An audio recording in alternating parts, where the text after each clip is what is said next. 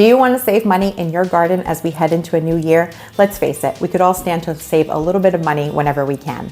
Over the years on my channel, I have shared ways in which I like to stretch the budget when it comes to the garden. I've shown this over and over again in different videos. And in this video, I'm going to share with you my top tips that are easy ways that you can stretch your budget and save more money in your garden this year.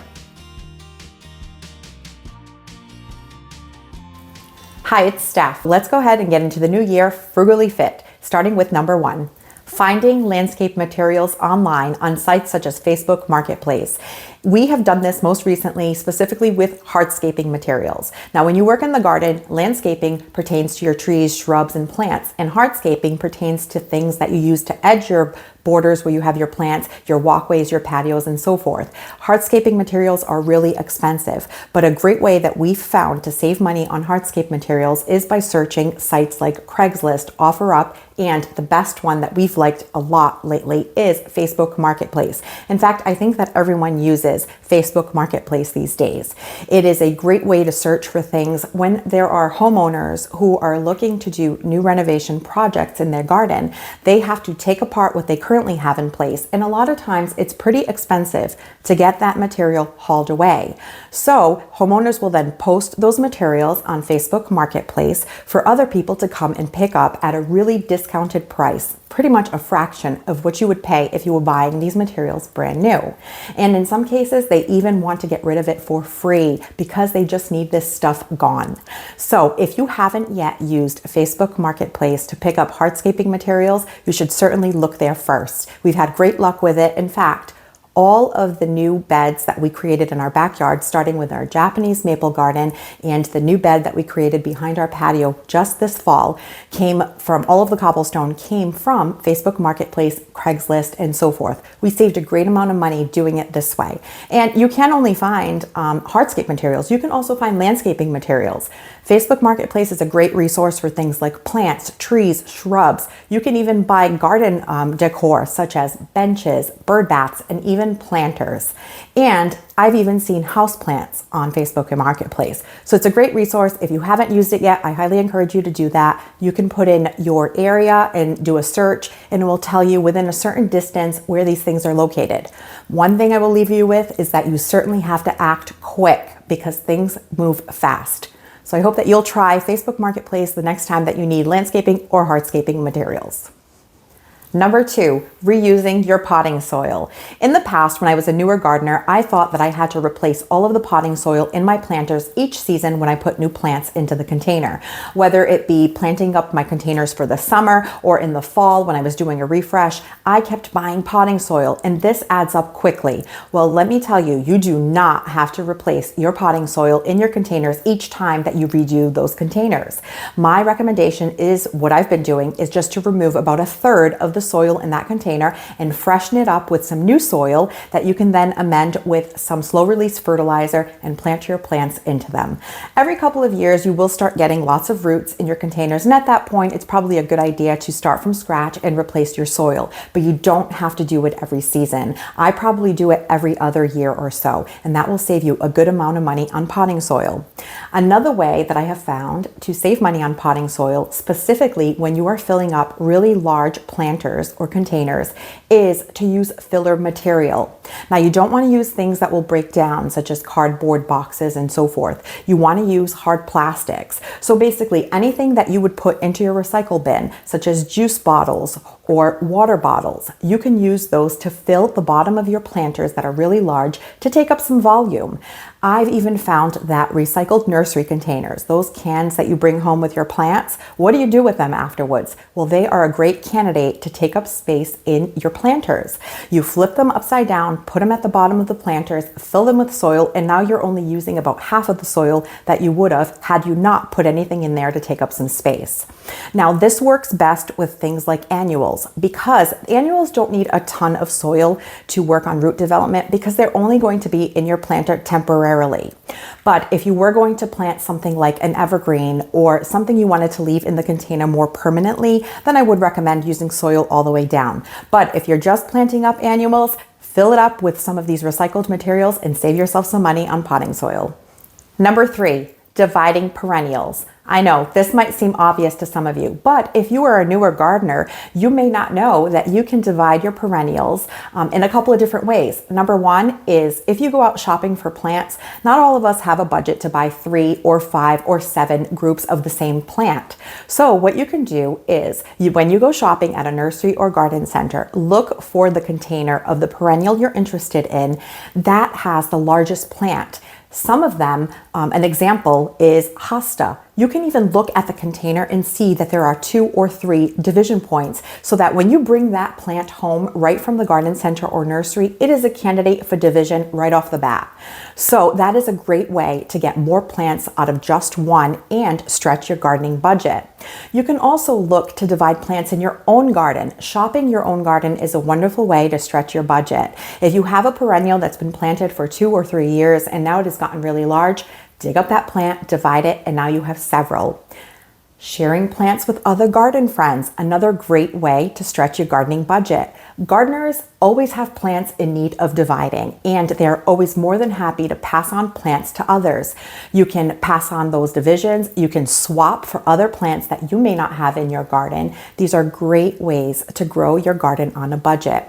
Perennials are a wonderful place to spend your money because they come back year after year, and so it's a great investment. Another couple of ways that you can save money on perennials is by shopping end of season clearance. If you've been around my channel for a while, you know that I love to take you to the garden centers and local box stores shopping. And I always like to make you aware of any time that there is an end of season clearance. In the summer, a lot of the perennials will go on sale at the garden centers. So if you don't already subscribe to my channel, go ahead and click subscribe and the notification bell. And anytime that I post one of these videos, you will actually know when these plants are on sale so that you can go ahead and take advantage and pick some up for your own garden.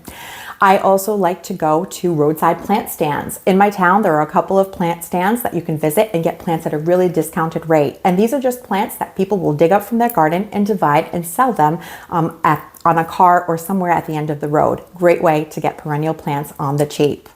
And my last method is by going to garden fairs. A lot of times in the summer, local garden clubs will hold plant sales and garden fairs, and that is another really great way to pick up inexpensive perennials. Number 4, plant more ground cover. And the reason you're going to plant more ground cover is because over time you will need less mulch. Now mulch can get pretty expensive, especially if you're ordering it by the yard, and it's also pretty labor intensive to spread mulch. And it's something you have to do at least every other or every couple of years. So in order to prevent or over time having to use less mulch, you can start by planting more ground covers. Now mulch and ground covers serve an important purpose in the garden. Not only do they cover your soil to keep the roots of plants cool, they retain moisture, and they also suppress weeds. There are 2 types of ground covers that you can plant. There are evergreen ground covers, and I recently planted a bunch on a hillside garden area that I have. And the variety that I planted was called Blue Rug Juniper. And evergreen is just that. It stays evergreen year round. And over time, it will spread to create sort of a carpet. It's very low growing. And the Blue Rug Juniper that I planted is also great for erosion control. So if you have a hillside area or a place that is difficult to mulch, this would make an ideal ground cover or mulch. And you also have perennial type ground covers. And some examples of this would be lamium. I have a few different varieties, about 3 different varieties of lamium. It's really beautiful. It spreads nicely. Will have a little bit of a bloom during the growing season. And I also have another one called bugleweed or bugleweed. Ajuga is the name. And it also spreads wonderfully. I have a type called Angelina Stonecrop. So there are so many varieties. So the evergreen ground cover stays evergreen. You have it year round. The perennial ground covers will die back and will show up again in the spring. And both of these over time will spread to cover your soil and create a living mulch. And number 5, grow from seed. Now you can grow from seeds perennials, which are plants that will come back year after year, as well as annuals, which will grow all in one year and then die off. And it is so easy to do from just a pack of seeds. Now a pack of seeds is fairly inexpensive. It just costs a couple of dollars and you can get multiple plants. Now you can either buy seeds. There are multiple resources that you can use to purchase seeds from. You can get them at the store. You can buy them online. You can also swap with friends. When it gets to be this time of year, lots of friends have extra packets of seeds that you can just swap with each other and try growing different plants just from seed swaps. And just recently, over the last couple of years, my library actually has a seed catalog now. So the library can also be a great resource to go and pick up some free packs of seeds. Now, growing from seed is super easy. And if you've never grown from seed before, you can try starting with some things like annuals. And some really easy ones to try are cosmos, sunflowers, and zinnias. And just last year, I grew a beautiful variety of zinnia called the Sahara Double Ripple Raspberry Zinnia. It was a short stature zinnia that I grew from seed, which I direct sowed in little pots of soil as soon as the weather outside was warm enough. And they did beautifully for me. And another one that I've grown for a couple of years is Gomphrena, and I absolutely love it. I also started those from seed, and they were really easy. You just soak the seeds, sow them in some dirt, and you can either sow them in some pots or you can create some mini greenhouses out of recycled materials in a method called winter sowing. Now, winter sowing is something that I'm really passionate about and something I've been doing for a really long time. I actually have a whole playlist on my channel that you can check out if you're not familiar with the winter sowing method of growing seeds. It's a wonderful way to grow seeds without the need for any expensive lights or growing setups. So if you haven't tried growing from seed before, give the winter sowing a method and give growing from seed a chance. I think you'll really like it. And I've even grown a bunch of perennials from seed, some coneflowers. I grew a beautiful variety called White Swan, these really big, tall, white coneflowers, a variety called Green Envy that was really beautiful. And even last year, with the winter sowing method, I grew some Lady's Mantle, and it was really successful and did wonderfully. So a pack of seeds equals multiple plants. Growing from seed is a wonderful way to stretch your budget in the garden. Well, that was my list of 5 things that you can use to save money in your garden this year. And while a lot of them seem obvious, I think sometimes just having it in a listed format is a good refresher so that we can head into the new gardening season with these things at the forefront of our mind. And as we head into a new year, I just wanted to take a moment to thank you all so much for viewing my channel, for making comments. I'm just over 2 years now of being on YouTube. I started my videos back in around, regularly anyway, in the fall of 2021. And I can't believe that it's been 2 years and that I've made so many amazing friendships through the comment section of my videos. I try really hard to answer as many of your comments as possible because I am so thankful that you come to my channel, watch my videos, and leave comments for me. And I don't take that lightly. So I just wanted to take a moment to thank you all. Not only have I had the opportunity to share my love of gardening and things that I've learned along the way, but I've also learned so much from all of you. So for that, I thank you so very much. I hope that we all go into the new year with a lot of health and happiness and have a wonderful season of gardening this year. So thank you so much for being part of my channel. I appreciate you all, and I hope that you have a wonderful new year. Thanks again, and I'll catch you on the next one. Thanks for watching this video. If you liked it, please hit the thumbs up button, and please consider subscribing so you don't miss any of my future videos. And we'll see you soon.